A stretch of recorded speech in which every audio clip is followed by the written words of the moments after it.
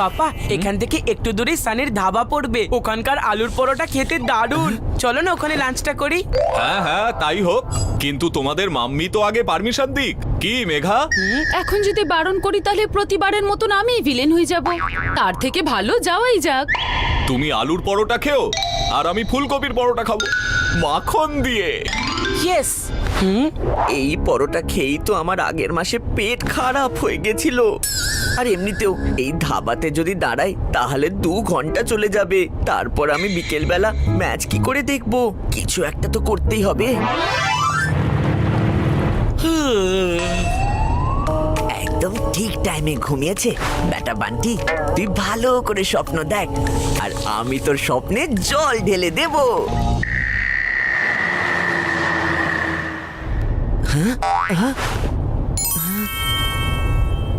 সানির ধাবা আসতেই চলেছে। কি করব কি করব কি করব? আইডিয়া!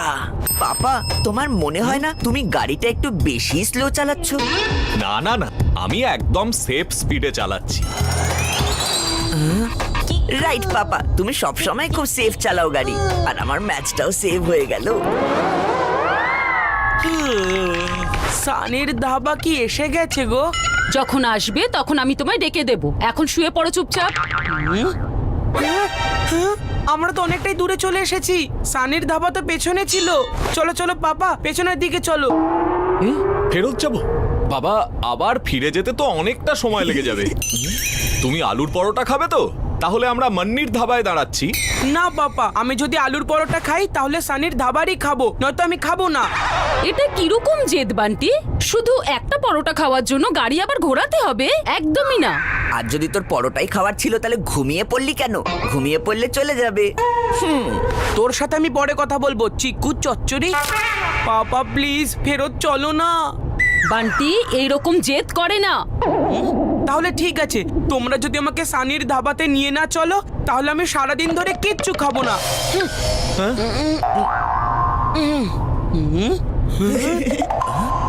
কিচ্ছু না মানে কিচ্ছু না, আমি অনশন করতে চলেছি।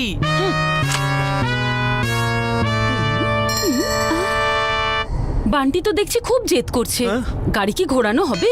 আরে না মাম্মি, যেটা আমরাই সলভ করতে পারি তার জন্য পিছনে যাবার কি দরকার আছে? আর এমনিতেও তোমরা সবসময় বান্টির কথা শুনে থাকো, ওরও তো তোমাদের কথা শোনা উচিত, তাই না? কথাটা তো তুমি ঠিক বলেছো, কিন্তু এই অনশনের কি করব?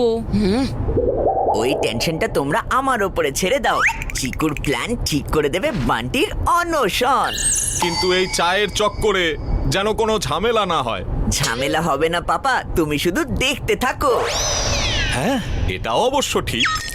আর আমিও দেখব কে আমার অনশন ভাঙবে।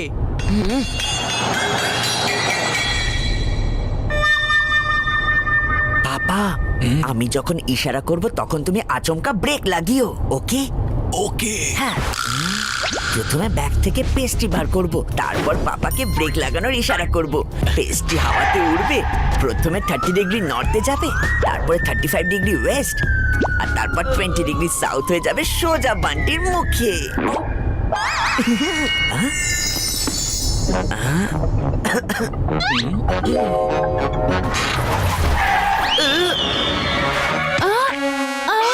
ওফো চিকু, এসব তুমি কি করছো? এই পেস্ট্রি বান্টির খাওয়ার কথা ছিল, আমার ড্রেসের নয়। Sorry mummy. মনে হয় এই চিকু চচ্চড়ি আমাকে পেস্ট্রি খাওয়ানোর প্ল্যানিং করছিল, কিন্তু বেচারার প্ল্যানিং পেস্ট্রির সাথে একেবারে ভেস্তে গেল। যাই হয়ে যাক না কেন, আমি আজকে কিচ্ছু খাবো না। পেস্ট্রির প্ল্যানটা তো ফেল হয়ে গেছে, কিন্তু পাও ভাজির প্ল্যানটা সাকসেসফুল হবেই। পাপা, খাওগলি আসতে চলেছে, ওখানে দাঁড়িয়ে কিছু একটা খেয়ে নি না। ওখানে অনেক কিছু পাওয়া যায়, আলু টিকিয়া, সিঙ্গারা, আর হ্যাঁ, পাও ভাজি।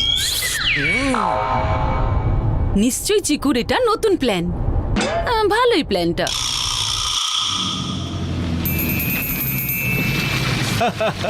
নাও, আমরা শেষমেশ পৌঁছে গেছি।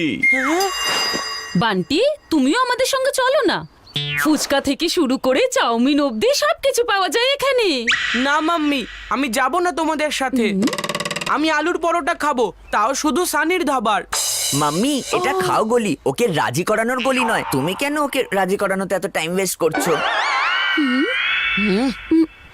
ভীষণ জেদি হয়েছে।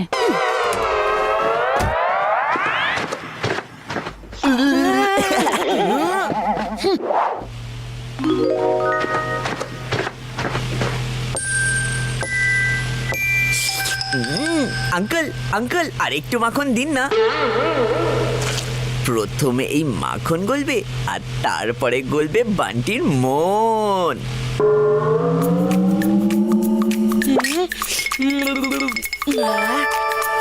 পাও ভাজির গন্ধ, মন বলছে পাও ভাজি, মাথা বলছে খাবো না একদমই। সিচুয়েশন কন্ট্রোলের বাইরে যাওয়ার আগেই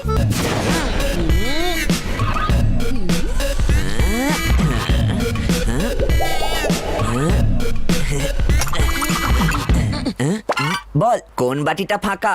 এটা এটা কি করে হতে পারে? এই বাটিটা তো খালি ছিল। দেখ বান্টি, তুই এবার হেরে গেছিস, আর তোর অনশন চলবে না। আউ, কত খিদে পেয়েছিল আমার সোনার। নাও বান্টি, গরম গরম এটা খেয়ে দেখো। আর এই গরম গরম সিঙ্গারাও খাও।